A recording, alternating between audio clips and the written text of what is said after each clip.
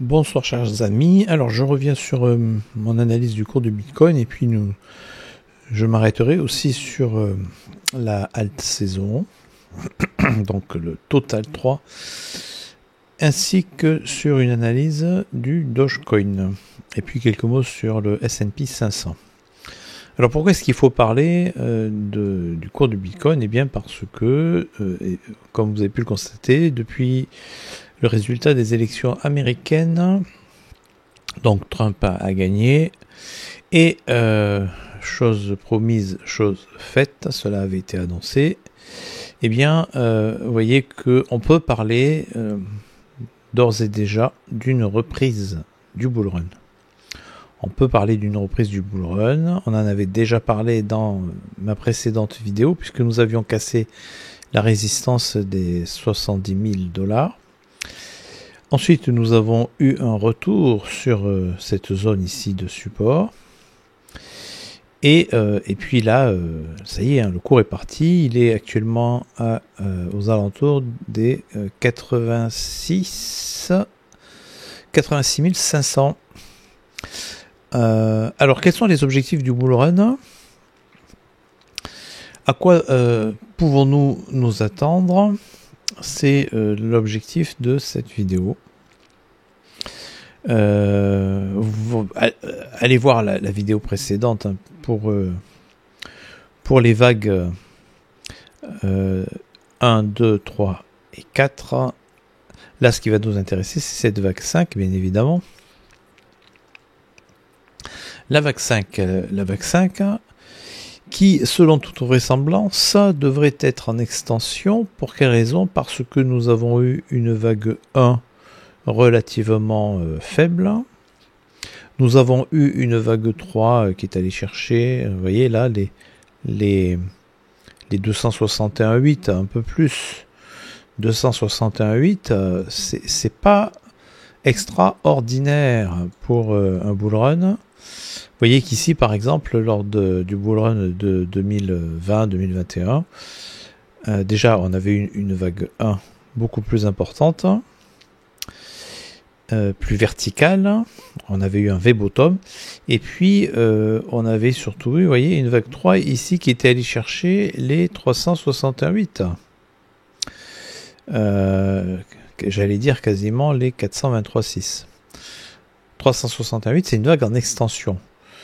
Ici, alors bien sûr, on est allé au-delà des 161,8, donc 161,8, c'est vrai que ça c'est l'objectif classique, mais 261,8 pour ce qui est du Bitcoin en période de bull run, ça reste faible comme objectif, raison pour laquelle je milite en faveur d'une vague 5 en extension, même si eh bien, ce n'est pas très commun, puisque en général, les vagues 5 ne sont pas en extension. Vous voyez qu'ici, on a eu une ending diagonale, par exemple.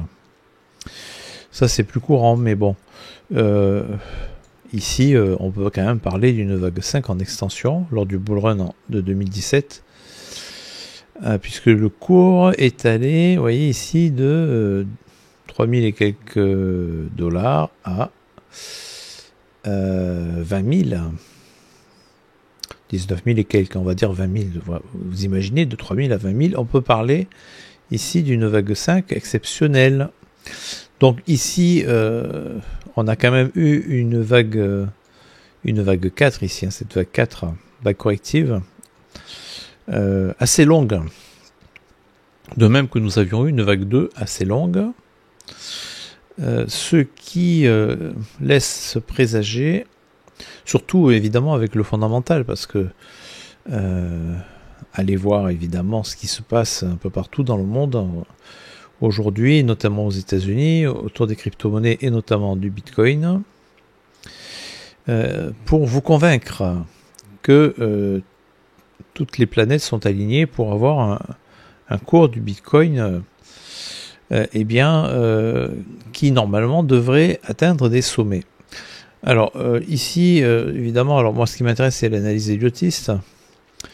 En termes idiotistes, avec les retracements de Fibonacci, vous voyez que j'ai ces rectangles-là. Donc moi, j'ai ces objectifs avec 100 000 $ minimum, mais ça, c'est vraiment le strict minimum. Et puis ensuite, on peut aller, vous voyez, au-delà des 200 000 $. Alors ça, c'est déjà un objectif tout à fait correct, hein, les 200 000. Mais on pourrait même aller au-delà des 200 000 pour aller chercher les 300 000. Ça, c'est pas exclu.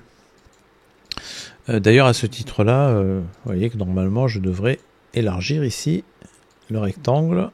Voilà. Alors, ici, on peut trouver ce qu'on appelle une structure chartiste en cup and handle. Donc, tasse et anse en bon français.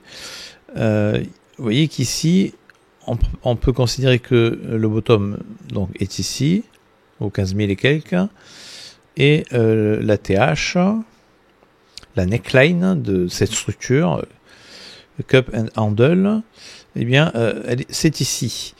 Et alors, ce qui se passe, c'est que, alors, en mode logarithmique, on est en logarithmique, si vous reportez cette ici, donc, cette ligne-là, alors, soit vous prenez ici le bottom de la vague 4, donc le bas de la vague 4. Donc, si vous partez du bas de la vague 4, à ce moment-là, l'objectif, vous voyez, on vient chercher les 200 000 $. Maintenant, il y a une autre façon de placer cette droite-là, ce repère, c'est à la cassure, ici, du support. À ce moment-là, vous voyez qu'on peut aller au-delà et aller chercher les 300 000 $. Donc ça, c'est en considérant cette structure en cup and handle. Cup and handle, il suffit de reporter, vous voyez, ici, le résultat qu'on a obtenu ici. Donc, on considère ici le bottom, on considère ici le top, et on vient placer cette ligne verticale. Donc ici, au bas de la handle en anglais, la anse, au bas de la anse, pour obtenir ce résultat-là, ou alors on le place ici. Voilà, donc ça c'est pour le Bitcoin. Et du coup, vous voyez que on peut aller chercher ces objectifs ici. Et par rapport au halving et par rapport au cycle précédent, eh bien, pour atteindre cet objectif, vous voyez qu'on peut aller jusqu'en mars, avril, mai, juin 2025. Vous voyez, ici j'ai indiqué mai 2025, fin mai 2025. Alors, ça peut être un peu moins, ça peut être plus. En tout cas, on a ces objectifs. Alors, ce qui nous intéresse maintenant, c'est la halte saison. Alors, on a la même structure en cup and handle. Ici, on a ces objectifs, rectangle rouge. Minimum, alors on peut aller chercher les 1,3. Alors B c'est pour billion, T c'est pour trillion, je suppose. Quoi qu'il en soit, vous voyez qu'ici on est à 1,4 T et ici on est à 2 T. Alors, donc on a cet objectif pour les altcoins. Évidemment, ces objectifs-là, on peut les retrouver ensuite sur, par exemple, le Dogecoin. Donc le Doge, vous voyez que moi j'ai ces objectifs. J'ai ces objectifs. Si on prend en considération, vous voyez cette vague 3 ici, là, qui s'est formée lors du précédent bull run, on a atteint des objectifs, vous voyez, tout à fait exceptionnel. Et si j'utilise alors les fibos de retracement, vous voyez qu'ici en mode logarithmique, si le cours devait reproduire la même dynamique que lors du précédent bull run en mode logarithmique, on pourrait aller chercher des objectifs beaucoup plus hauts, mais ici on va rester raisonnable et on va s'en tenir ici. Alors au retracement de Fibonacci de cette vague-là, de la vague 4, et on a donc ces objectifs ici, vous voyez, 127,2, 161,8. Auquel cas, on pourrait avoir un Dogecoin à 1,5 $ minimum. 3,8 $, autant dire 4 $. Et ensuite, alors au-delà, ça serait cadeau évidemment. Au-delà des 4 $, ça serait plus exceptionnel, mais ce n'est pas impossible par rapport à ce qui s'est passé lors du précédent bull run et même lors du bull run de 2016, 2017, 2018. Je vous rappelle qu'ici, on a une structure, on a une impulsive haussière avec vague 1, 2, 3, 4, 5. Et là, actuellement, nous serions en train de former la grande vague 5. Donc voilà, pour moi les objectifs du Doge, vous les avez là. L'avenir nous le dira bien évidemment, mais vous voyez que le cours ici a déjà bien pumpé. On a déjà eu la formation d'une vague 1, vague 2. Il nous reste à former la vague 3, 4 et 5 pour atteindre ces objectifs entre les 1,5 $ et... alors ici, vous voyez, bon c'est 10 $, évidemment ça peut paraître excessif, mais en tout cas... on va dire les 4 $, 4, 5, ça c'est pas exclu. En tout cas, moi je ne l'exclus pas. À vous de voir, bien évidemment, selon vos propres analyses ou méthodes d'analyse ou selon les analyses que vous suivez. En tout cas, les objectifs ici restent possibles. C'est de l'ordre du possible. Je ne dis pas que c'est ce qui va arriver, mais cela ne me surprendrait pas. Donc vous voyez qu'actuellement le Doge il est à 0,3 $. Donc ici je parle de 1,5 $. On n'est pas si loin que ça de cet objectif. 4, 5, 6 et pourquoi pas si on devait aller chercher l'objectif ici des 200%, les 10 $. Alors le S&P 500 il suit toujours sa progression, il suit son cours. Évidemment là la TH ne devrait plus être très loin, mais durant toute la durée du bull run il semblerait tout à fait logique qu'on ait un S&P 500 qui soit haussier. Donc vous voyez que là le décompte n'est pas évident à faire. Moi je propose celui-ci, allez voir sur internet, vous verrez qu'il y a plusieurs décomptes possibles qui ne me semblent pas toujours très satisfaisants. Celui-ci, c'est celui qui me satisfait le mieux, mais autant le Bitcoin et les crypto-monnaies en général sont faciles à analyser en utilisant cette méthode, donc l'Elliott Wave. Je trouve ça assez simple, hein. Les structures sont assez nettes. Pour ce qui est du S&P 500, c'est pas aussi évident, et les vagues sont parfois beaucoup moins marquées. Et on se retrouve parfois, vous voyez par exemple on a une vague 1 ici, puis 2, et puis ensuite on a une sous 1 et sous 2, et la sous 1 va au-delà du haut de la vague 1. Ça c'est pas très commun. Dans les crypto-monnaies, en règle générale, eh bien la sous 1 ne va pas au-delà du haut de la vague 1. De la grande structure. Bon, c'est pas systématique évidemment, mais là sur le S&P 500 c'est assez courant.